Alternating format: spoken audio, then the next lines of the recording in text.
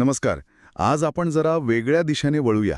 मिझोरम सुंदर राज्य आहे, पण तिथलं वैद्यकीय शिक्षण म्हणजे खास करून MBBS ॲडमिशनबद्दल बोलूया. हो नमस्कार. मिझोरम आणि तिथलं मेडिकल एज्युकेशन हा खरंच एक महत्वाचा विषय आहे. आपल्याकडे जी माहिती आहे त्यावरून तिथलं चित्र कसं दिसतंय ते समजून घेऊया. काय स्थिती आहे तिथे? हो, म्हणजे बघा, सगळ्यात आधी जी गोष्ट समोर येते ती म्हणजे उपलब्ध माहितीनुसार मिझोरममध्ये सध्या MBBSसाठी फक्त एकच सरकारी मेडिकल कॉलेज आहे. फक्त एक?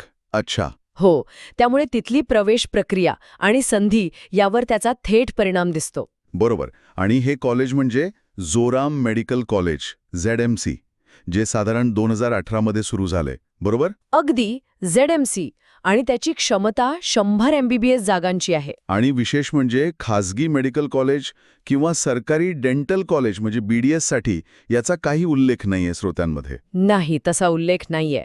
त्यामुळे स्पर्धा आणि संधी याच एका कॉलेजपुरती मर्यादित राहतायत असं दिसतंय. हे कॉलेज मिझोरम युनिव्हर्सिटीशी संलग्न आहे, त्यामुळे राज्याचा कोटा आणि ऑल इंडिया कोटा दोन्हीसाठी हेच कॉलेज आहे. करेक्ट. दोन्ही कोट्यातून प्रवेश इथेच मिळतो. मग प्रवेशासाठी पहिली अट काय?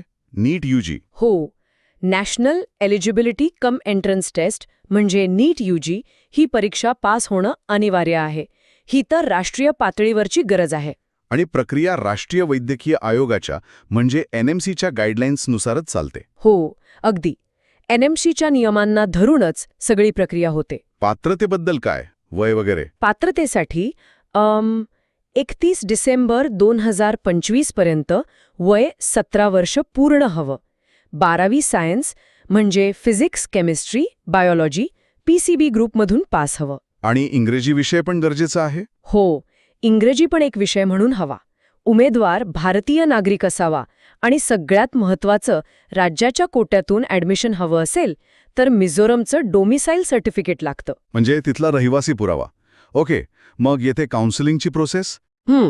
समुपदेशन प्रक्रिया ही मिझोरम सरकारचा उच्च आणि तांत्रिक शिक्षण विभाग सांभाळतो. आणि ही पूर्णपणे ऑनलाईन असते, बरोबर? कधी सुरू होते साधारणपणे? हो, ऑनलाईनच.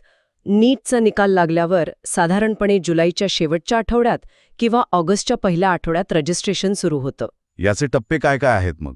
मुख्य टप्पे म्हणजे आधी त्यांच्या अधिकृत वेबसाईटवर dhte.mizoram.gov.in वर ऑनलाईन नोंदणी करायची. ओके. मग अर्ज फी भरायची. ही फी वेगवेगळ्या कॅटेगरीजसाठी वेगळी असू शकते. म्हणजे जनरल OBC साठी साधारण ₹1000, SC/ST साठी 500, NRI साठी ₹10,000 वगैरे. ठीक आहे. मग येतो महत्वाचा भाग, चॉईस फिलिंग म्हणजे पसंतीक्रम भरायचा. आणि मग तो लॉक करायचा, चॉईस लॉकिंग. यानंतर तुमच्या नीट रँकनुसार आणि तुम्ही भरलेल्या पसंती क्रमानुसार जागा वाटप होतं, म्हणजे सीट अलॉटमेंट. आणि जागा मिळाली की मग आवश्यक कागदपत्रांची पडताळणी म्हणजे डॉक्युमेंट व्हेरिफिकेशन आणि प्रवेश फी भरून ॲडमिशन कन्फर्म करायचं. अच्छा. आणि जागा शिल्लक राहिल्या तर राऊंड 2 वगैरे होतात? हो, नक्कीच. जागा रिक्त राहिल्या तर राऊंड 2, मॉपअप राऊंड अशा पुढच्या फेऱ्या पण होतात. आता जागा वाटपाबद्दल बोलूया. 100 जागा आहेत ZMC मध्ये. त्या कशा विभागल्या जातात? इथे थोडा फरक दिसतोय माहितीमध्ये. हो, थोडं कन्फ्युजन आहे. एका सोर्सनुसार 15% ऑल इंडिया कोटा AIQ, 15% परदेशी विद्यार्थ्यांसाठी आणि उरलेल्या 70% राज्य कोट्यासाठी आहेत. ओके. आणि दुसरा सोर्स?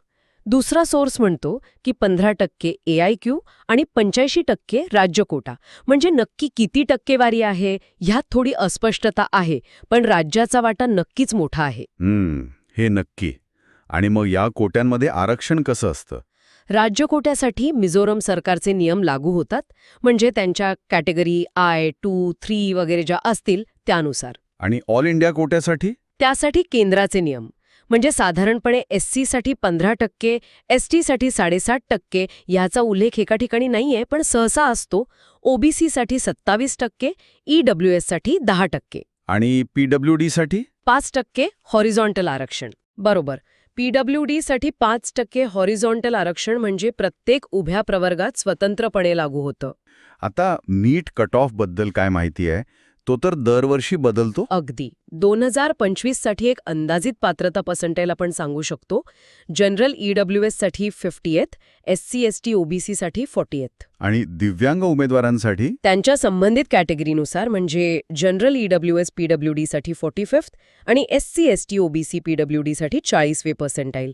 पण हे फक्त पात्रता पर्सेंटाईल आहेत. प्रत्यक्ष कट ऑफ रँक दरवर्षी वेगळा असतो. मिझोरमसाठी स्पेसिफिक कट ऑफ रँकची माहिती आहे का? विस्तृत माहिती नाहीये, पण एका अंदाजानुसार 2023 मध्ये ST कॅटेगरीसाठी म्हणजे मिझोरम डोमिसाईल असणाऱ्यांसाठी कट ऑफ रँक साधारण 1,11,800च्या आसपास होता, पण हा फक्त एक अंदाज आहे. ठीक आहे. आता MBBS सोडून आयुष अभ्यासक्रमांबद्दल म्हणजे BAMS, BHMS, BUMS मिझोरममध्ये काय स्थिती आहे? याबद्दल आपल्या स्रोतांमध्ये खरं तर फारशी माहिती मिळत नाहीये. म्हणजे तिथे कॉलेजेस आहेत की नाही हे स्पष्ट नाही. हो, पण जनरली कसं असतं की आयुषच्या ऑल इंडिया कोट्याच्या जागांसाठी AACC म्हणजे Ayush admission central counselling committee counselling करते. आणि राज्याच्या कोट्यासाठी? त्यासाठी संबंधित राज्याची अथॉरिटी जबाबदार असते. मिझोराममध्ये अशी स्वतंत्र प्रक्रिया आहे की नाही हे उपलब्ध माहितीवरून कळत नाही. ओके. आणि शेवटी डॉक्युमेंट्स याची लिस्ट मोठी असेल बहुतेक. हो, लिस्ट बऱ्यापैकी स्टँडर्ड आहे. नीटचं admit card, score card, allotment letter, 10वी आणि 12वीची मार्कशीट्स आणि सर्टिफिकेट्स, शाळा सोडल्याचा दाखला, TC, migration certificate, character certificate. Caste certificate लागेल जर लागू असेल तर. हो, कास्ट सर्टिफिकेट आणि डोमिसाईल सर्टिफिकेट, ओळखपत्र म्हणून आधार कार्ड आणि पासपोर्ट साईज फोटो हे सगळं लागतं. एक गोष्ट मात्र आपल्या चर्चेत स्पष्ट झाली की मिझोरममधील विद्यार्थ्यांचं आयुष्य, राहण्याचा खाण्याचा खर्च किंवा महाराष्ट्रातून विद्यार्थी तिथे का जातात किंवा तिकडून महाराष्ट्रात का येतात याबद्दल काहीच माहिती आपल्या सोर्सेसमध्ये नाही. थोडक्यात मिझोरममधील MBBS प्रवेशाचं चित्र म्हणजे एकच कॉलेज, मर्यादित जागा आणि पूर्णपणे नीट परीक्षेवर अवलंबून असलेली प्रक्रिया. हो, आणि इथे एक विचार करण्यासारखा मुद्दा आहे. फक्त एकच मेडिकल कॉलेज असल्याने भविष्यात वैद्यकीय शिक्षणाच्या संधी वाढवण्यासाठी काय करता येईल? खास करून PG शिक्षणाच्या सोयी कशा उपलब्ध होतील? बरोबर. आणि या मर्यादित पर्यायांमुळे तिथल्या विद्यार्थ्यांना AIQ किंवा इतर राज्यांवर किती अवलंबून राहावं लागत असेल हा पण एक प्रश्न आहेच. नक्कीच, याचा विचार होणं गरजेचं आहे.